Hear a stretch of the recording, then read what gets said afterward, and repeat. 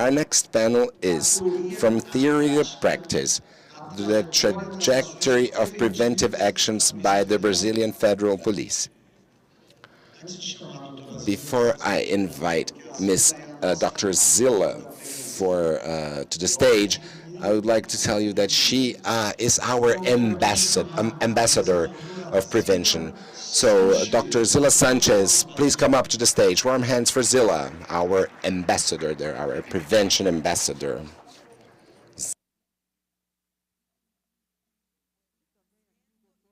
Also, Dr. Marcos Pimentel, Federal Chief of Police and National Coordinator of the Federal Police Drug Abuse Prevention Group. Dr. Marcos, thank you. Let's give it up for Dr. Marcos.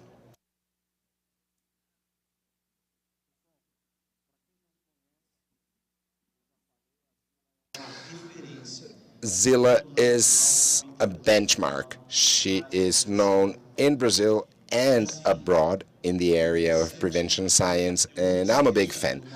And Zila, you know what? Many years ago, maybe not that many, but I heard you say a very interesting thing. I heard you say, well,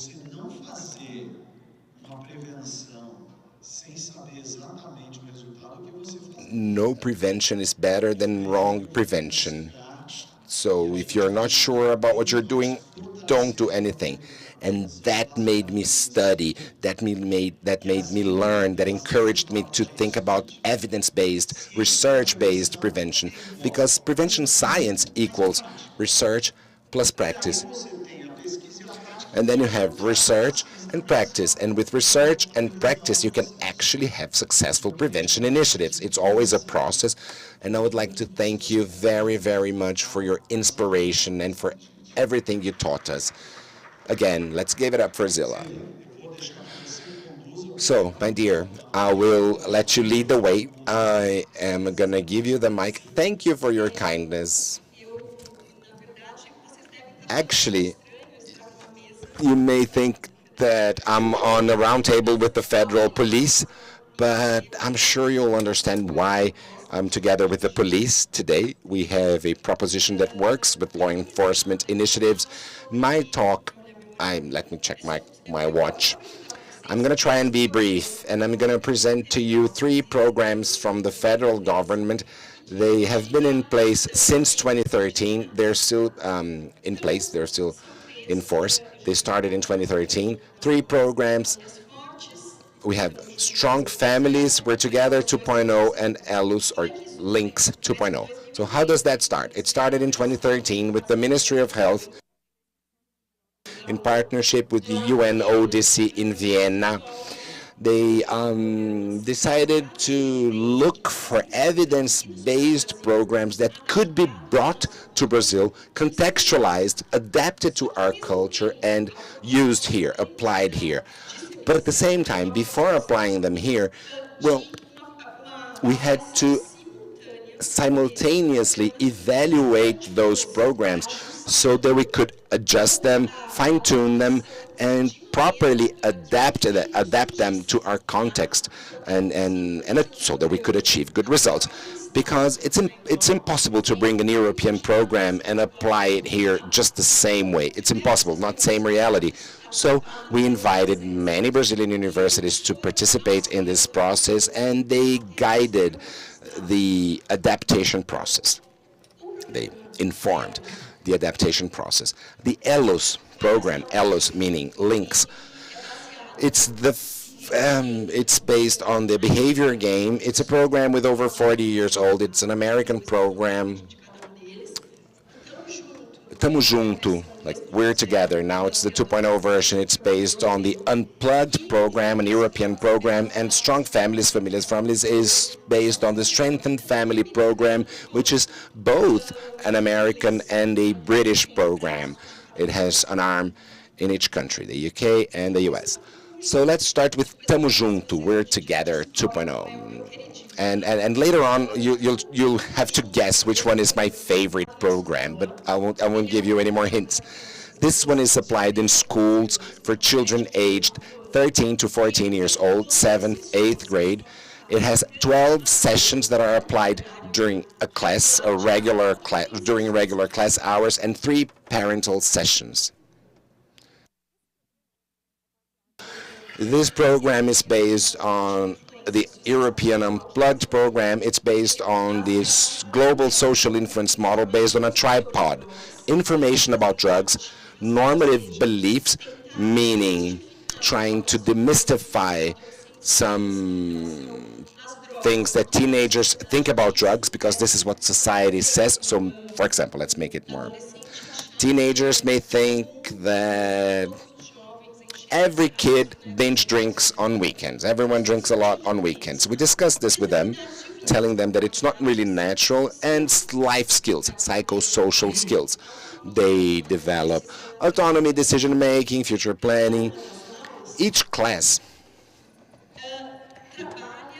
works or addresses various topics directly and indirectly. So, for example, emotion management. That's a topic that is addressed in lessons 10 and 2. Lesson 2 also works with peer pressure. So, in class 2, we address both normative beliefs and life skills. This program has been tested in many countries. That's why we say it's foolproof. In the European Union, it decreased the drinking among teenagers, tobacco and marijuana among teenagers. In Brazil, it reduced the use of alcohol, and in Nigeria, it also reduced alcohol consumption, alcohol use. I put all the European countries together as the European Union. What is important? What should you keep in mind? But how do prevention programs work, after all? Actually, they reduce the mediators. What do we mean by that? What do we mean by mediators or the intermediate factors? Once we show a teenager that alcohol is not that good, you may reduce consumption in the future. So the focus is addressing these mediators to achieve the results we want. In the Brazilian case, we made this mediation analysis and we learned that what could reduce consumption were the negative beliefs about alcohol. So we increased negative beliefs, and with that we decreased their consumption of alcohol. But interestingly enough, these mediators are different. So in each country takes a different approach. Different components are involved or at play in each country. In Nigeria, there are also negative beliefs that can be used, but there they also worked on the increase in risk perceptions and an improvement in the classroom environment. In the European Union, it's completely different. They could increase refusal or rejection skills, being able to say no, meaning saying no to peer pressure or saying no to your friends. Oh, let's try it because it's cool. And in the EU, refusal skills were very important, and also their perception of prevalence, or how much your friends use, how much the kids started to realize that their friends were drinking less, so they started drinking less too. Refusal skills. This Unplugged came to Brazil in 2013. It was adapted to our country, and then in 2014 we renamed it as Tamo Junto.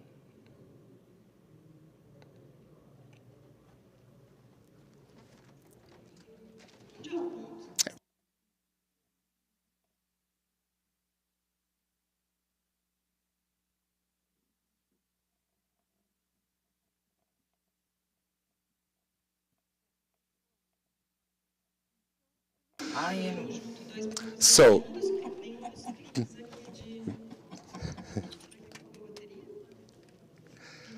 well, I cannot change the slides. And then it becomes Tamo Junto 2.0, and in 2018. Tamo Junto 2.0 is the program that is currently in force.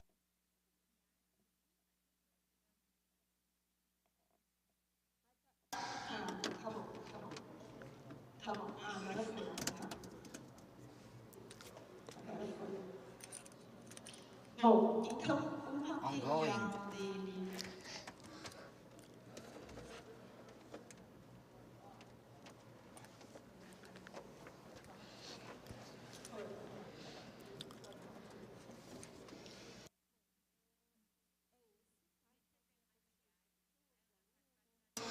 There are booklets for teachers, for students, cards, a lot of handouts and specific materials to be shared in schools.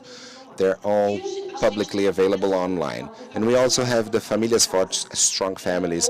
It's applied in community centers and social service centers. It's for families with children aged 10 to 14.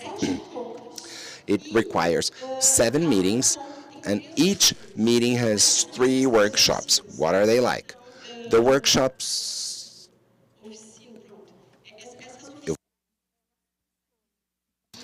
these workshops work at the CRAS community centers. So, community centers. We put the children in one room for an hour and the parents in another room for an hour, also simultaneously, of course. And then we have a second hour where we bring them together, parents and children. And then what do we do with them? There are activities for the kids. They're very similar to the activities we have in the Tamo Junto program. And for the parents, we have some exercises on limit setting, establishing rules, what to do when your child wants to go out and you think it's inappropriate, strategies to develop parenting skills, really.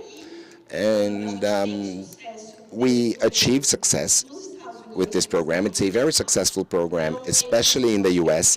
It shows a reduction in the use of alcohol and cannabis, improvement in family relationships, stronger family bonds, improvement in life skills. So there are many positive results that are achieved by the Strengthened Family program. In Brazil, we also achieved some significantly good results. The interventions are based on videos, and then at every break during the video, parents can express themselves, and this is part of. These are the handouts, the leaflets. Some of the leaflets, they're all very colorful, very beautiful, attractive. These are some other materials. You can order this directly from the family department, the National Family Secretariat, and they will ship it to you. Just order yours and they will mail it to you. There's also an online version of the Familias Fortes Strong Families program. We developed this together with the Federal University of São Paulo and the National Family Secretariat. So there's WhatsApp videos that can be easily shared, video calls. So it works great for remote locations, for smaller communities, for everyone, really. Parents receive videos on WhatsApp and then they watch it before, and then there are shorter meetings where the parents can perform the other activities of the project, of the in-person program. If you want to take the training course, it's available online, so anyone can go to the Ministry of Education website. Just go to avamac.mac.gov.br. Just go there and look for Strong Families, Familias Fortes. You will find the training program. And finally, we have the ELUS game, Links. It's based on one of the most effective programs that we've ever seen in terms of even supported by international studies. It's based on behavioral games, and it's for children aged 6 to 10, first to fifth year of elementary school, and it's an educational method for classroom management. Because for children aged 6 to 10, we're not going to talk about drugs, really, but we teach them coexistence rules and we improve their psycho and some psychosocial skills. So these are games that last 10 to 30 minutes. There are also meetings with the families, and the intention of this game is to promote social skills, decrease behavioral problems, and improve the relationship between the children. And this is very interesting. In an assessment, in a 15-year assessment of this program, We see some outstanding results in the very first 3 months, like a 70% reduction in behavioral problems. So at 3 months, we start to see some success. So this program achieves some good results even in the short term. But in the long term, after 5 to 15 years, there's a decrease in the use of alcohol and tobacco. It's not an immediate reduction. Of course, they're 6 or 10 years old, but when we work with them with their behavioral questions at an early age, we can reduce alcohol and tobacco consumption at a later age. I'm just about to finish, but then they work with some rules like voice levels, voice tones, and locomotion rules. What's with the voice? Some games have to be played in silence, they have to be quiet. Some games have to be whispered. Some can be like a group of a talk between friends.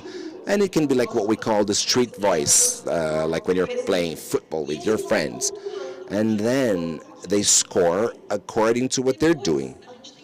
And then there are also what we call the locomotion rules. So children learn, like for example, if they're working on a collage, if the glue is in the back of the room, they know what they can do. So they know that they can just get up and walk to the back of the room, get the glue. If they have the magazine there on their desk, the rule is to sit. It's a cooperative game, and every team can win at the end. There's no single winner necessarily. We have multipliers, facilitators that are guides for teachers, and the Ellis notebook for kids. So what is the rationale behind this program? There's an increase in assertive behaviors among children, a reduction in disruptive behaviors, troubled behaviors, and an increase in pro-social behaviors. When we do this in their early childhood at the age of 6 or 7, later on when they're teenagers, you can reduce their consumption of alcohol and tobacco. So these were the programs I wanted to show you, and now you'll understand why we're having this session together with the police and why I made you this theoretical presentation in the beginning. Thank you. Good morning, everyone. Now that we've seen theory, I'm going to talk about what happens in practice. I am not here to teach anything, okay? I am just here to share with you the experiences the federal police has in the scope of science of prevention. So we have some colleagues at the military police who have been working in this area for a few years, but I'm here to share with you a little bit of our experience and maybe inspire other public departments to use the same approaches and methods.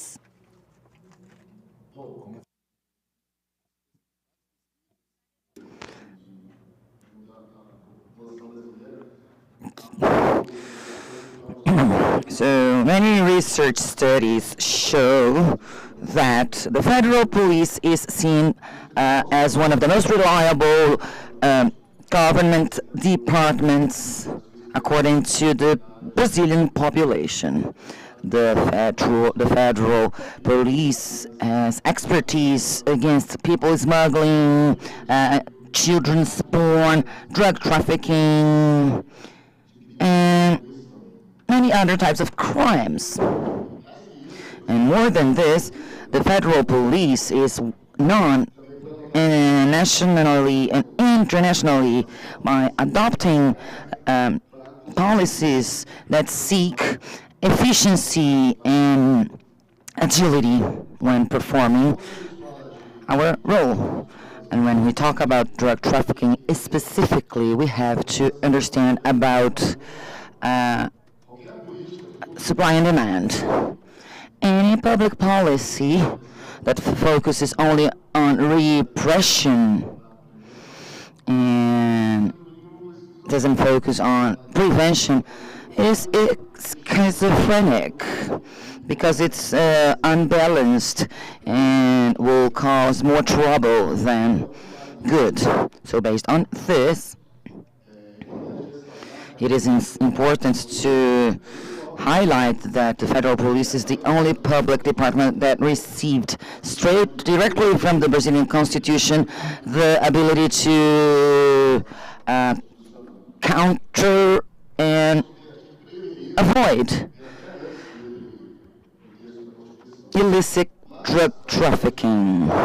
Historically speaking, the federal police ended up gaining expertise in the area of repression than prevention, unfortunately.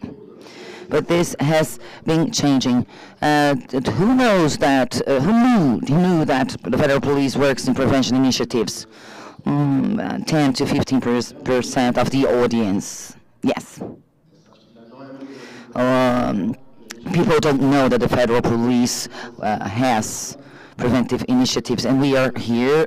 One of the reasons why we are here is to let you know about it.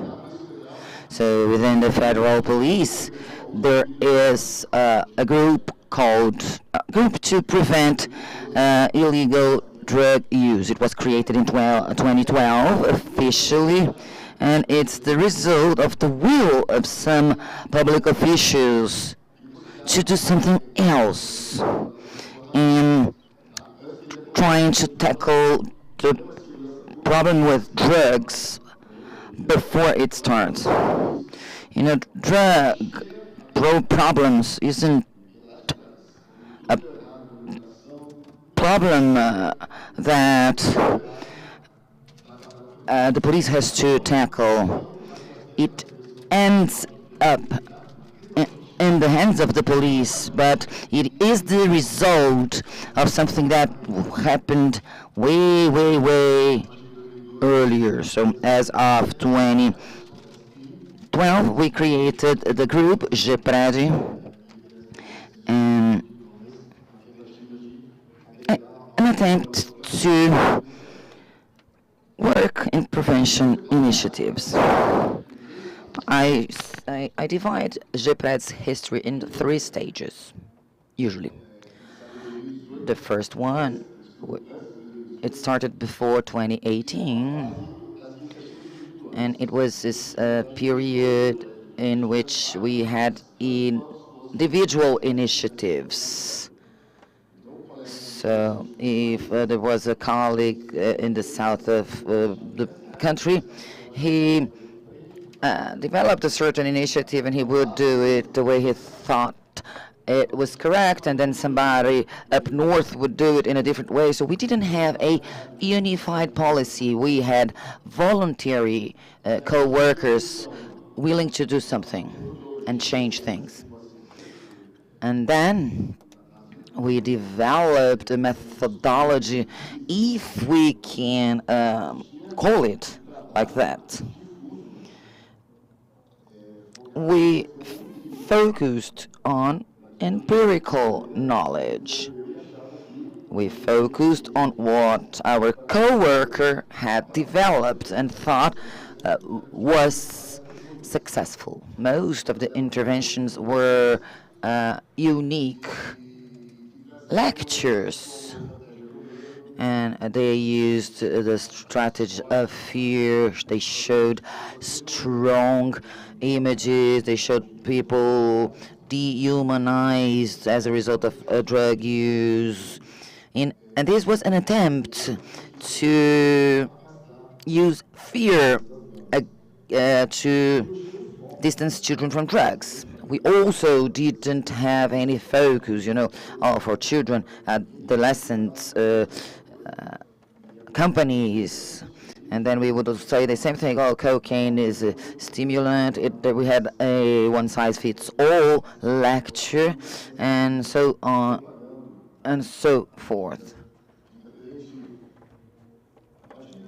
As of 2018, there was a restructuring process within GPRED. So based on on international guidelines, we evaluated what was successful in the world and what was not successful. So we developed a working plan that was nationwide, standardized, and GPED would be regulated countrywide with some evidence base.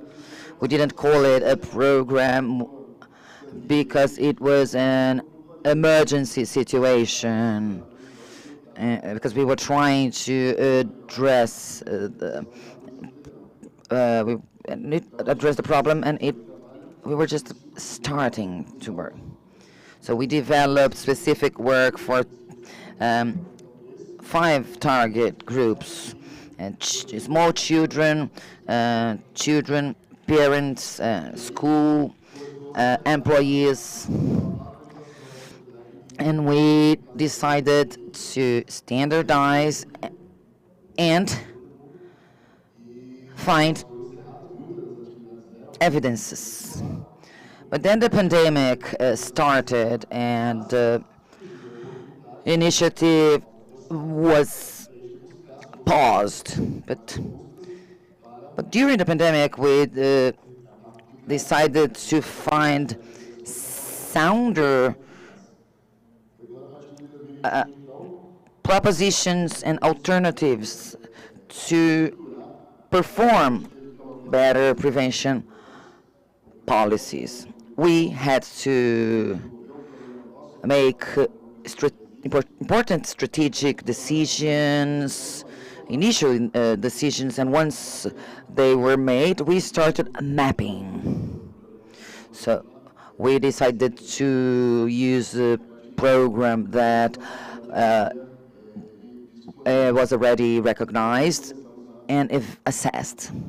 So we adopted 3 programs, programs that belonged to the federal government, programs that my dear colleague introduced to you in the previous lecture. Each program had a different approach and a different target. And why is that? Because the federal police operates countrywide in different spheres of life. Sometimes the police deals more with parents, and in other places with children, and in other places with older children, and in others with younger children. So we structured GPED in regions. So in each state of the country, we have a regional coordinator, and they monitor the initiatives on the state they live, because we want to perform preventive activities, initiatives that are successful. And then we had Programa Elos and Programa Tamo Juntos for children from 11 to 14 years old.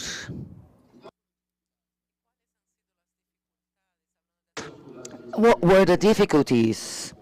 Now, talking about practical aspects, in the entire process of implementation of the programs, excuse me, we had difficulties. First of all, shifting paradigms, changing the culture of our co-workers.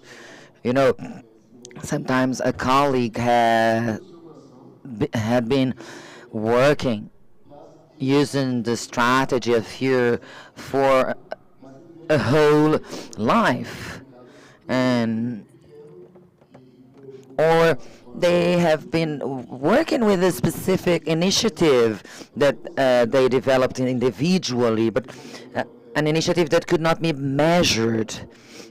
So we needed a program that could be assessed and that was consolidated. So sometimes it was difficult for our co-workers to accept using a different program.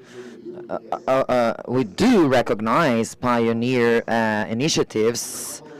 We're just talking about prevention because someone was bold enough in the past to start doing it.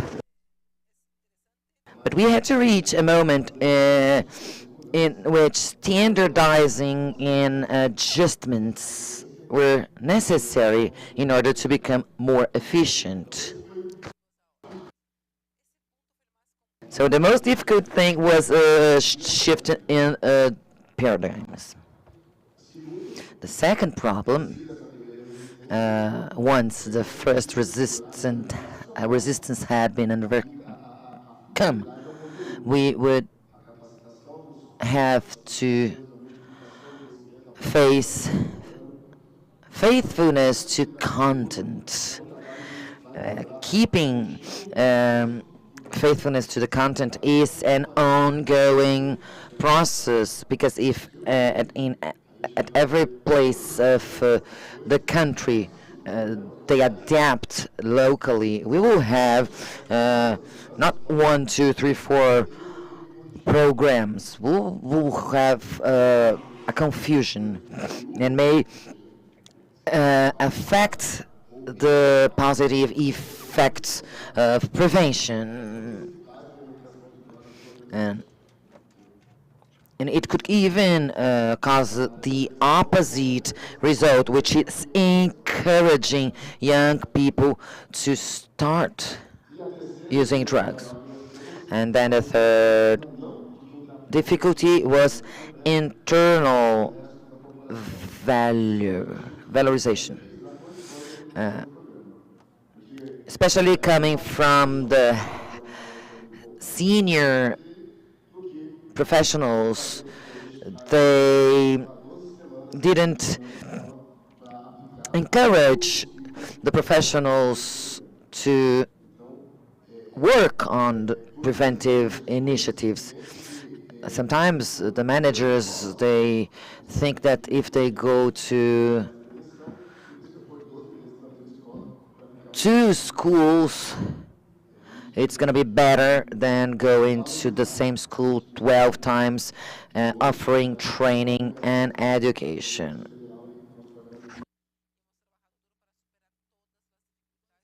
So, what are our expectations with this new activity of prevention?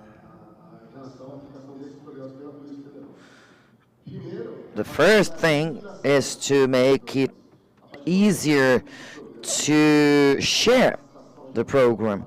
The program is ready.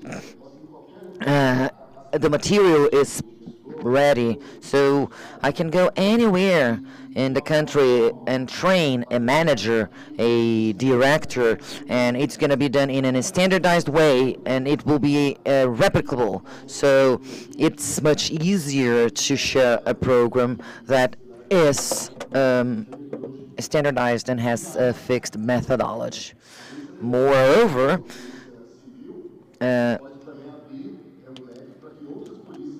if we use a program that is standardized, we can open the way for other polices to start working on prevention as well. The military police, I won't talk about it, but they already perform a very beautiful work. Another expectations, potentialization, and what was our expectations? What were our expectations in comparison to any other ordinary initiative of the police? Our intention was to potentialize the assimilation of the content of the initiative due to the good, the positive history of the federal police. So, when a federal police officer walks into a room and belongs to the federal police, there's already a lot of respect. And we elaborated gifts to give the participants, and there are certificates. But in the end of each course and initiative, the participants can go and visit the police office, and so children will be able to get to know the dogs, and so these are initiatives focused on trying to potentialize the results of the program. And when I told you that the Constitution gave the federal police the task of stopping illegal use of drugs, well, we have to respond to it. So it's a way of showing society that we are complying with our activities. And then humanization.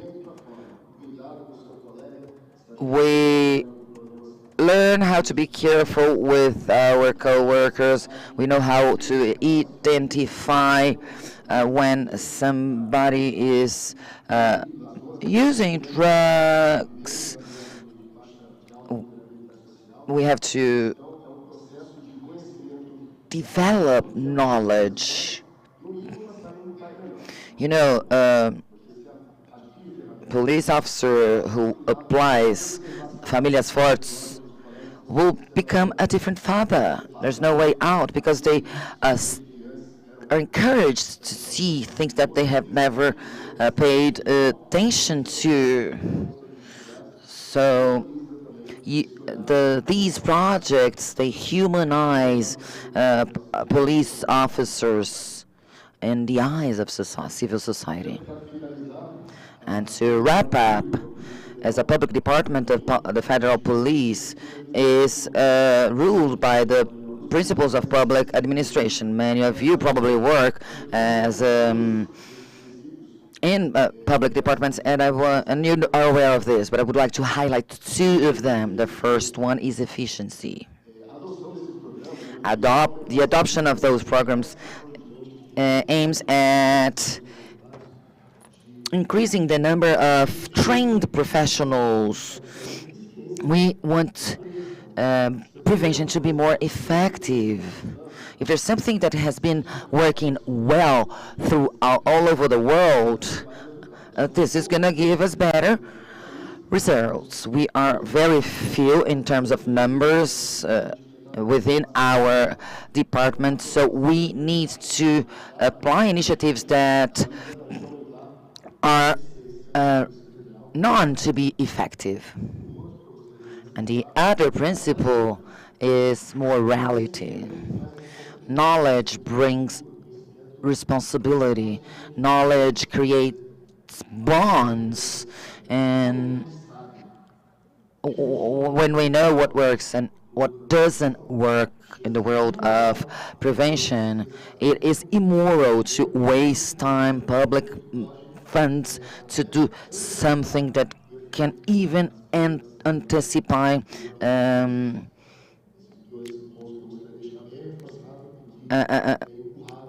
drug using by children and teenagers. So we are willing to expand the program. We are very happy for working with those programs. And if I don't know what the logistics are going to be like right now, you can follow us on social network. You can contact us through these channels. And thank you very much.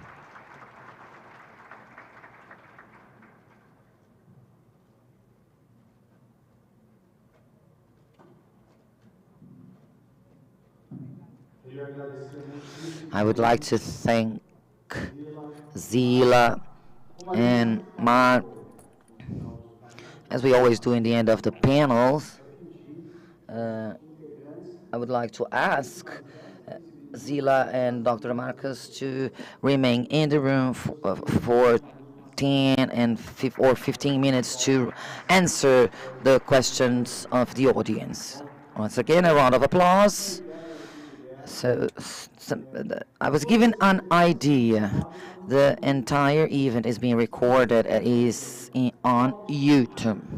If you want to perform a pocket free one in your city and choose a panel like this one that we've just had, and organize in your city a 2-hour